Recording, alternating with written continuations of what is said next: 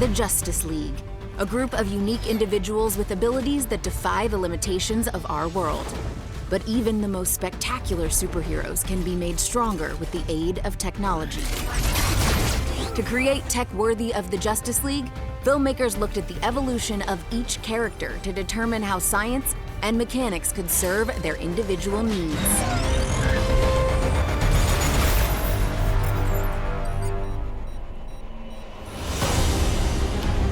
As the only member of the League without superhuman abilities, Bruce Wayne's transition to Batman is only possible through human innovation. What are your superpowers again? I'm rich. And that includes his collection of customized vehicles. Case in point, the Flying Fox, a vertical takeoff troop carrier immense enough to house the Batmobile within. This is the opening we just walked in through. The set starts in the cargo bay, goes all the way to the cockpit. We've built the entire interior of the craft. So you see the Batmobile here, and those are to scale. So imagine a section of the craft here, the Batmobile is sitting somewhere inside.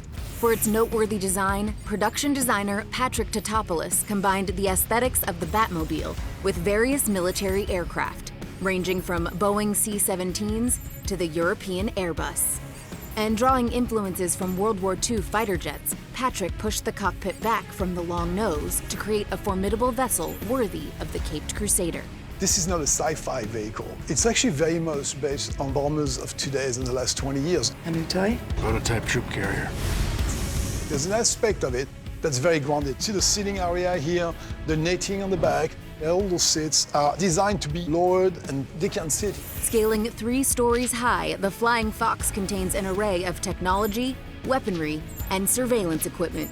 Anything a vigilante hero could ever need. I wanted to give him one new toy, which was real Batman, and came up with the idea of some drones. Just the idea that he would launch these drones out as little surveillance pieces or even armed to the teeth weapon pieces to go and do something.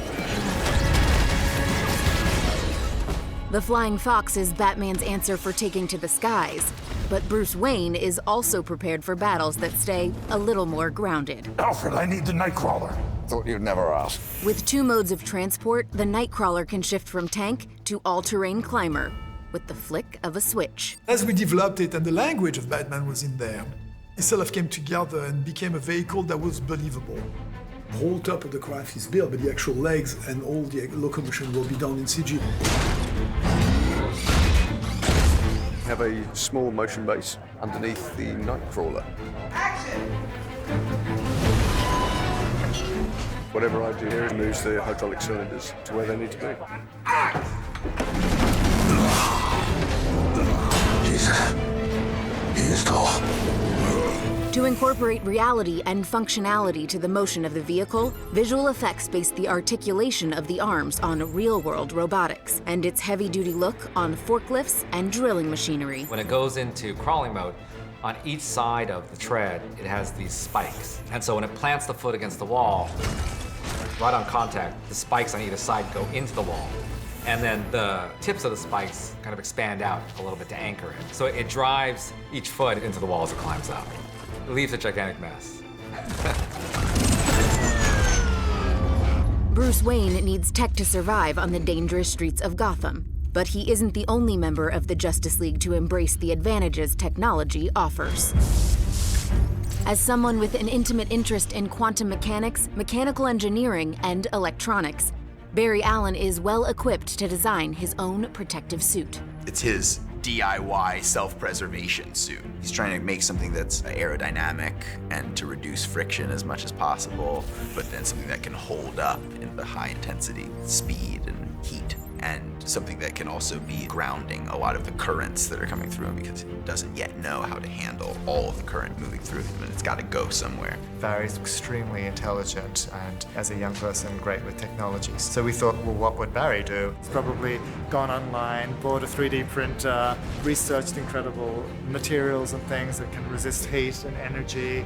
Who knows, he's so fast he might have stolen into NASA and grabbed some special materials that they're developing. Adopting the idea of a prototype, costume designer Michael Wilkinson and his team employed their own innovation to craft the costume. From sculpting bits by hand to using actual 3D printers, to developing custom fabrics. There's a sense with the suit that there's like lots of layers of different ideas, some parts that have sort of been very damaged as he's working things out. There's over 100 pieces that are cast and adhered to the undersuit to create this costume. And then on top of that, you have this complex system of wires that crisscross across the body, and they're all put on by hand, art finished, and create this incredible sort of matrix across the surface of the costume. Is this a bad time to bring up my blood sugar? Very hungry. Technology may aid various members of the Justice League, but for Cyborg, it's a source of great conflict. I don't know how you got these gifts. Gift?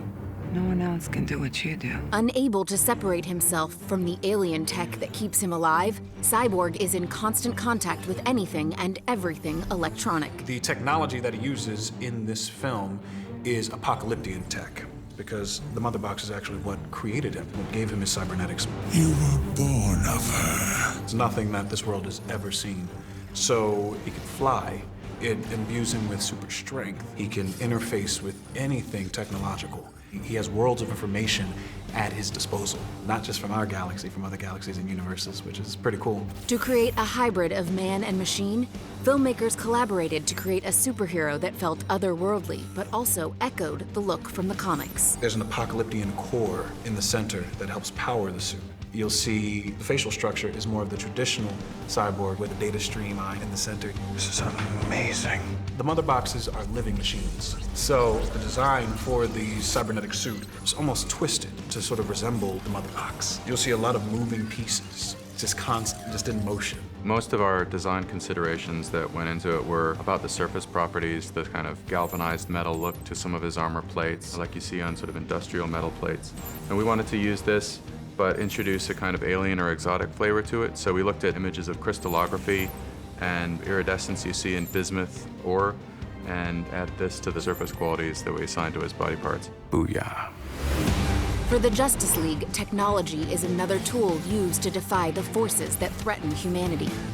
But in our world, a world without superheroes, technology can bridge the gap between the mundane and the extraordinary, allowing filmmakers to conjure things on screen that once only existed in our imaginations. Whether it's vehicles capable of climbing walls or mechanical beings capable of almost anything, only by embracing the limitless potential of technology may these things one day transition from fantasy into reality.